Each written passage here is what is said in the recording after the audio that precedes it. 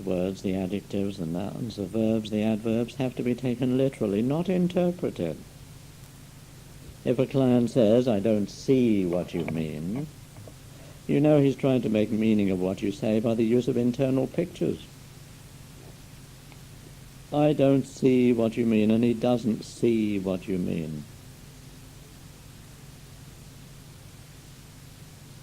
If someone says, "That sounds good," then you know he's representing information in an auditory way. He's telling you that his highly refined internal sensory system, his awareness of his sensory system, which is most refined, is auditory. That sounds good.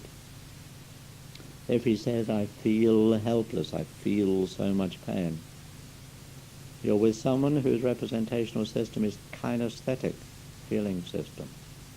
He's telling you. So from the predicates, the process words, you know what the consciousness is. And those predicates indicate what portion of a highly complex cognitive process,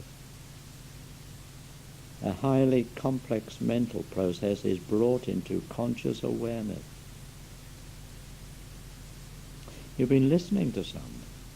It might be your wife, might be your husband, or whoever. It might be a client.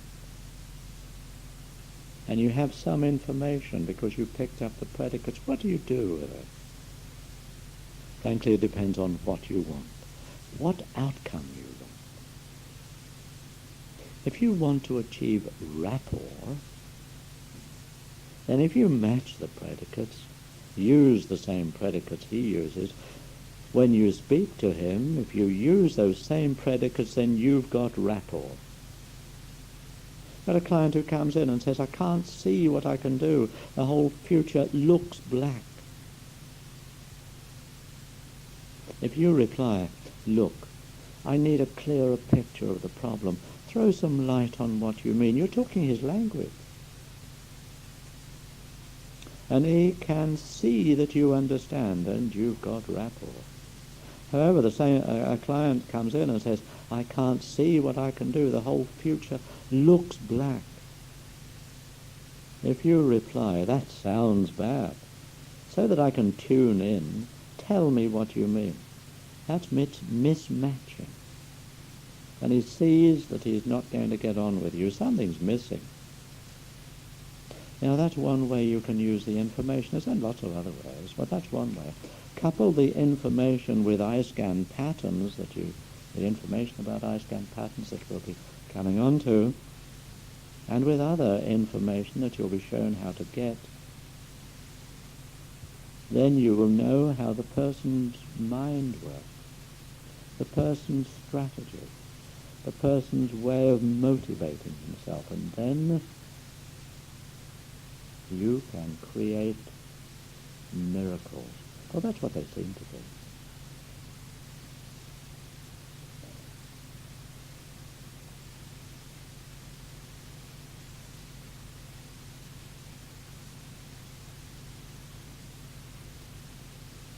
Now, I've mentioned external sensory awareness. It's a nice phrase, ESA. What does it mean? Very simply, it means switching off internally. You look externally with your eyes. You hear externally with your ears. You're looking at what is outside of you and not seeing any internal picture. You are hearing what is being said without interpreting in any way the words you hear. What is being said and what you hear is not bringing in any feelings from your own past, your own life.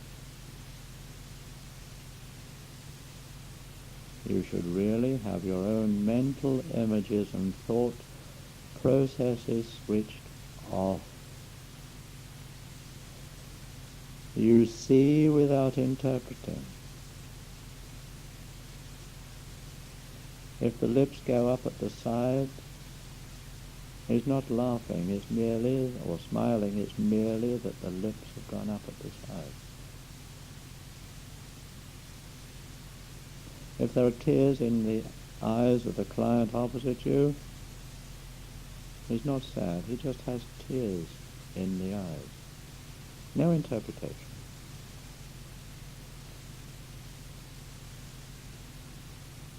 You should really have your own mental images and thought processes switched off. And why should you do it? Simply because when you are not operating in your own internal sensory systems, when you are entirely in external sensory awareness, and you don't miss anything, you don't miss a trick. Let me give you an example. You can be listening to someone describing something, maybe a problem. Doesn't matter what it is.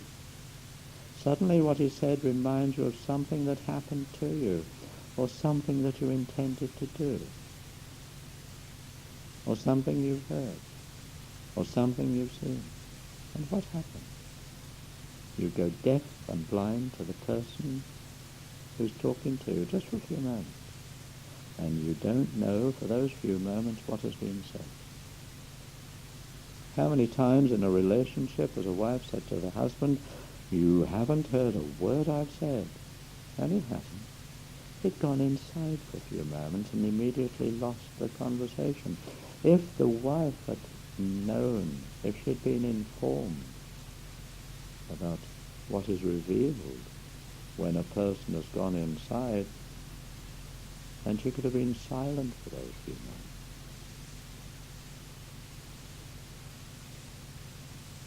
Now, another good reason for being in external sensory awareness is that when describing something, especially if it's an emotional problem or a psychological problem, the words that are used are a most imperfect instrument.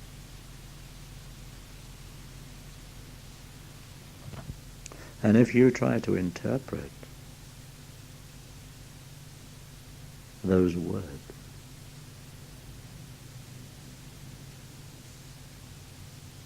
then you're using your own map of the world to find out about someone else's map of the world, and that doesn't work. But we come to that in depth a little later. Now, the body itself will tell you what is not known at a conscious level by the person who is talking. It tells you from an unconscious level. Two languages go on in any encounter, the verbal and the body language levels. Two levels. Verbal level, the body language level. Two totally different communications at times. Words can say something and the body deny or says something else. Now, since it's an unconscious way of letting you know about the problem, if you respond to that unconscious level, then you bring about change from deep within the person. I'm talking now about the client-therapist situation, of course. Okay, you're manipulating. It's manipulating at quite a deep level, at a level below consciousness.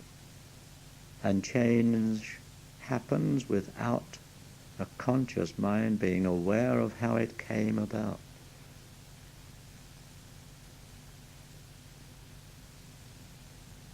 Yes, it's manipulating.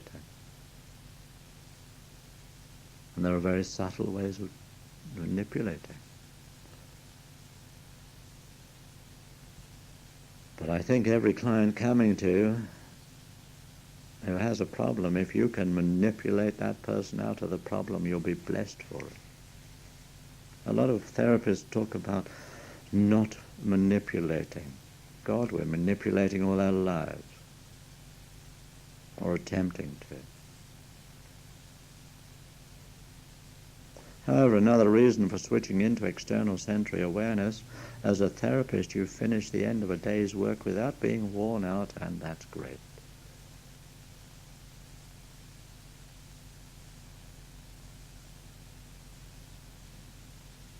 And another reason for switching into the external sensory awareness, your work becomes cleaner, much more elegant, and a damn sight more effective. I suppose there's another reason too for going into external sensory awareness, and that is because it's interesting. And it is interesting. It's not assembly line work. Every person coming to see you is an individual. And interesting. Switch into external sensory awareness and you see how fascinating people really are. Anyhow, I've talked a little bit about it, and over the weeks you'll be shown how to be an observer, an informed observer. And you'll be able to recognize such an enormous amount about the unspoken language of encounters. As I said, all encounters have two communications. One is at the conscious level and the other is at the unconscious level.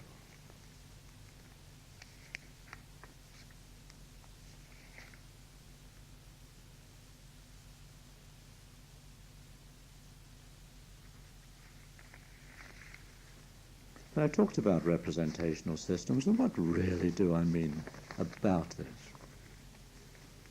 So, representational systems. Each of us has a number of ways of representing our experience of the world.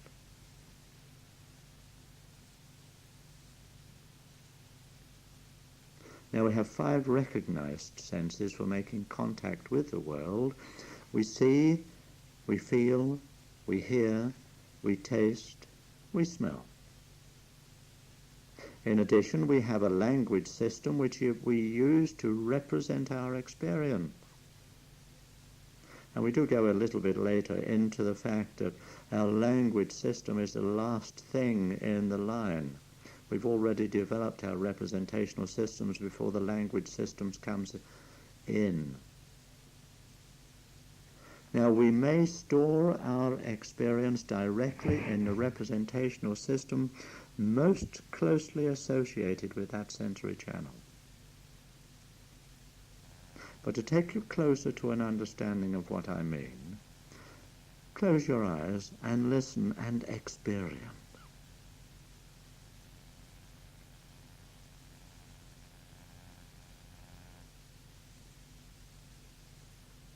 With your eyes closed, you may be able to create a visual image of a red square.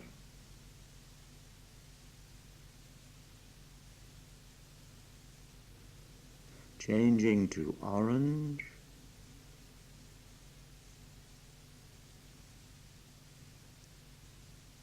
and then changing to green.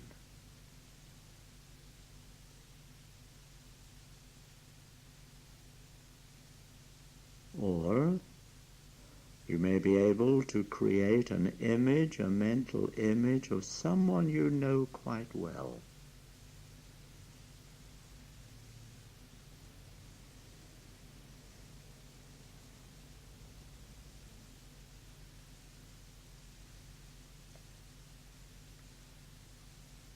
You may be able to create a body sensation. A feeling of placing your hands against a wall and pushing as hard as you can, feeling the tightening of the muscles of the arms and the shoulders and the tension in your legs.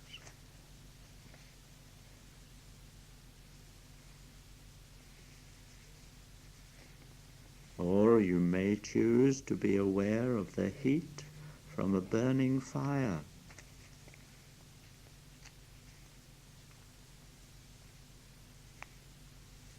Or sensing the pressure of blankets covering your body as you lie in bed.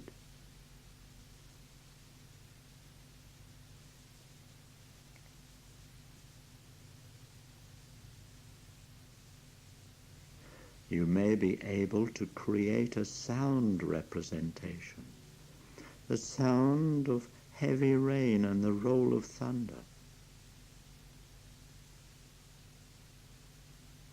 Or the sound of a barking dog.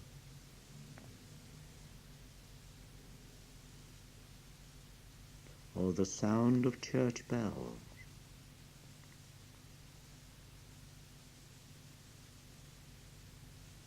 You may be able to create a taste of lemon juice in the mouth, or mustard, or the sweetness of a date, or the sweetness of honey.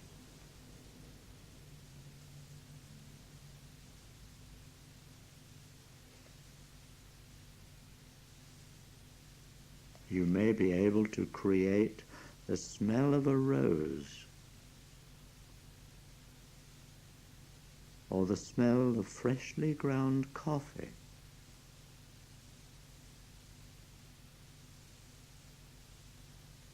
or the smell of bread being baked.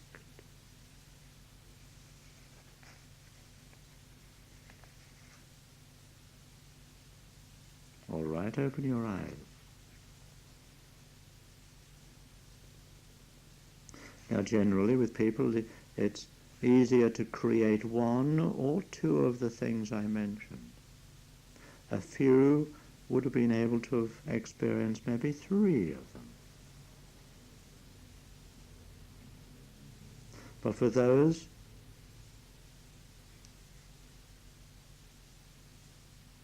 some of you,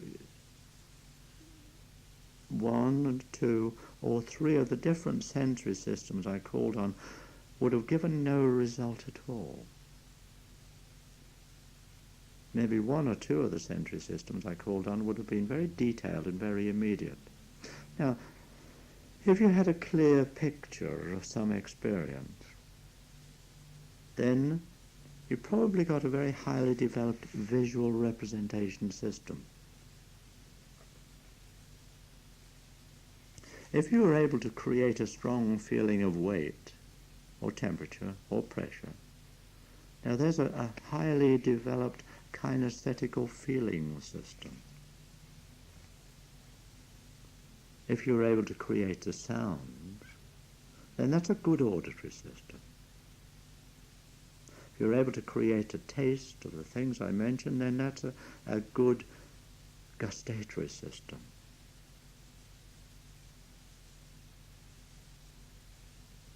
If you're able to create the smells I mentioned, then you have a good olfactory system.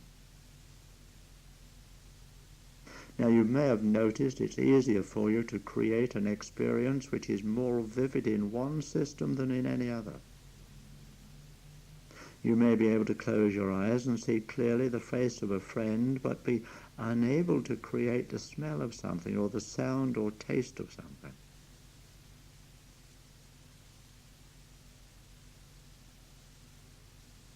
Or you may have found it easier to hear a sound in your head but be unable to see the face of a friend.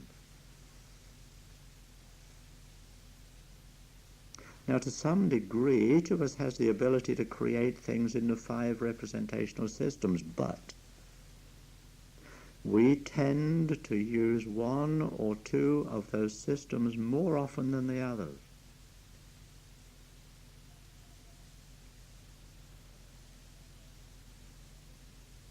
And in this 1 or 2 systems, we also tend to be very versatile at making rich representations.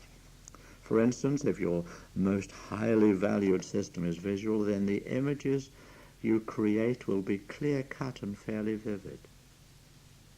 And naturally, you'll assume that all people have that ability, and that's not true.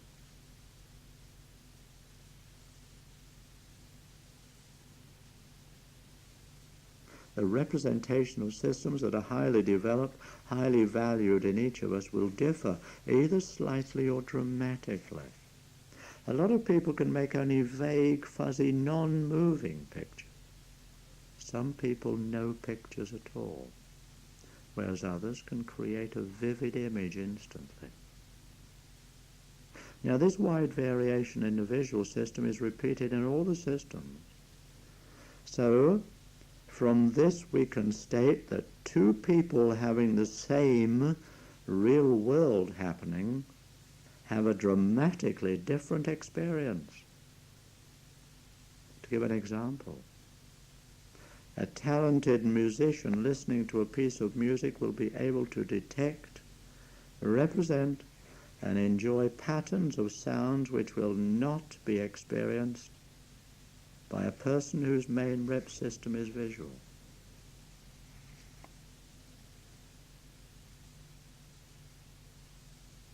But that's all for now.